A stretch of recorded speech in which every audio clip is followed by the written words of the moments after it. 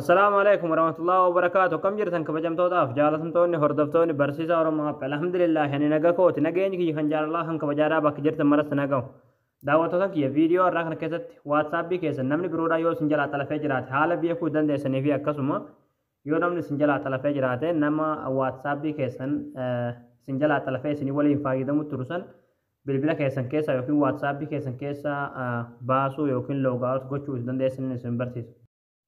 Hayyee daawwattootaan kiyya gama barumsaatiin darbuun duratti warroonni YouTube chaanaala keenyaaf haarawaa taatan baga nagaan dhuftan jechaa barumsa dabalataa argachuudhaaf chaanaala keenya sabskiraayib godhachuun dagatinaadha.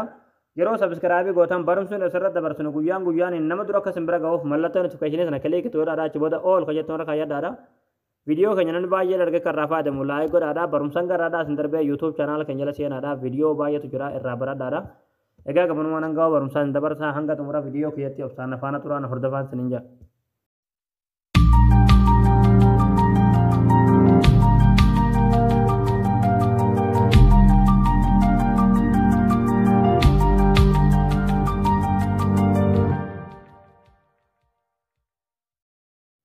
Hayyee daawwattootaan kiyya WhatsApp keessan namni biroodhaa yoo isin jalaa xalafee jiraate haalli beekuu dandeessan akkasuma yoommoo namni xalafee kan isin waliin fayyadamutti jiraatu ta'e haalli WhatsApp keessan keessaa nama isin waliin WhatsApp keessan fayyadamutti jiru WhatsApp keessan keessaa baasuu dandeessan jechuudha baay'ee tokko salphaadha.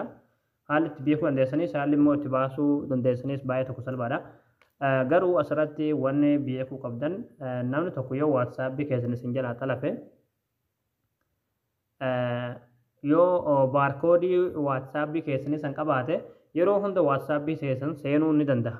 Isin galee fakkeenyaaf baarkoodii WhatsApp keessanii san suuraa kaafatee iskiriinshuutii kaafatee bilbila ofii keessatti yoo sheerii godhatee jiraate jechuudha. Yeroo hunda osoo isin shakkine jechuudha salphumatti WhatsApp keessanirra bakka barbaade yoo jiraatellee jechuudha galee ilaaluu ni danda'a. Hundaafuu isin hanga dandeessan bilbila keessan namatti kennuu irraa of qusadhaa jechuudha. Amma haala itti beekuu dandeessaniif akkasuma yoo namni WhatsApp keessan keessa jiraate WhatsApp keessan keessaa baasuu dandeessan isin barsiisa. Hayyee WhatsApp keessan galtanii WhatsApp keessan yeroo galtan jechuudha. Asoloo kanarratti tuqaa sanarratti kilikni gootanii achi booda link device kan kana kilikni gootanii achi booda kinoo as jalatti kinoo WhatsAppiin kiyya xalafamaadha. Garuu kiyya namni xalafne ani gaa isinuma agarsiisu jechaafan bilbila birootiin xalafee jira jechuudha bilbiluma kiyyaani. Amma akkuma asirratti argaa jirtan jechuudha. Yoo fakkii Google Chromeedha as jalatti isiniif baase WhatsApp keessan namni keessa jira isin waliin fayyadamutu jira xalafamaadha jechuudha isin galee. Sa'aatii namni sun online irraa illee itti bahillee waa hunda isiniif hima jechuudha. Hayyee daawwattootaan kiyyaa kana akkuma jalatti argaa jirtan aktiviitii jechuudha dalagaa jira namichi WhatsApp na waliin fayyadamu ture kun online irra jira jechuudha WhatsApp kiyyaa gammatti online gubbaa ta'ee fayyadamu ture jechuudha. Yoo namichi irraa bahillee sa'aatii namni irraa bahe isin agarsiisa jechuudha fakkeenya namni irraa bahee isinitti agarsiisu. Hayyee kana amma online irraa bahee jira jechuudha akkuma argaa jirtan sa'a kamsaa fi daqiiqaa 50 irraa bahee jiran kun online irra amma haalli nama isin waliin fayyadamu ture kana itti ofirraa baasuu dandeessan. Google muharat kilikni gootanii achi booda as jalatti log out kan jettu ni jirti log out irra kilik gootan. Achi booda haala kanaan nama WhatsApp keessan isin waliin fayyadamu tursan yookiin nama WhatsApp keessan keessa jirtan ofirraa baaftanii jirtan jechuudha. Garuu akkuma asirratti isin jedhe namni sun yoo baarkoodii WhatsApp keessanii qabaate yeroo hunda seenuu danda'a jechuudha. Yoo isin WhatsApp keessanirra hin jirre yookiin yoo isin online irra hin jiraanne jechuudha. Update bara kana WhatsApp update ta'een jechuudha.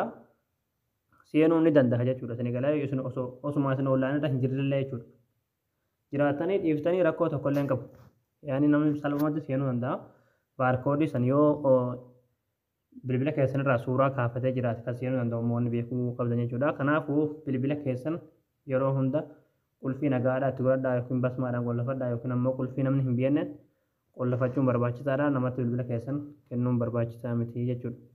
Isin galee waa hedduutu jira waan ta'eef. Kanaafuu haala kanaan nama WhatsApp keessan keessa jiru beekuu dandeessanii akkasuma yoo namni jiraate baasuu dandeessanii.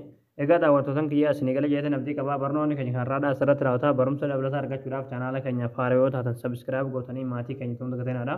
akkasumas viidiyoo keenya namni baay'een arge kan raafaatamu laayik sheer godhaadhaa barumsa birootiin akka walitti deebinutti waan hordoftaniif galatooma.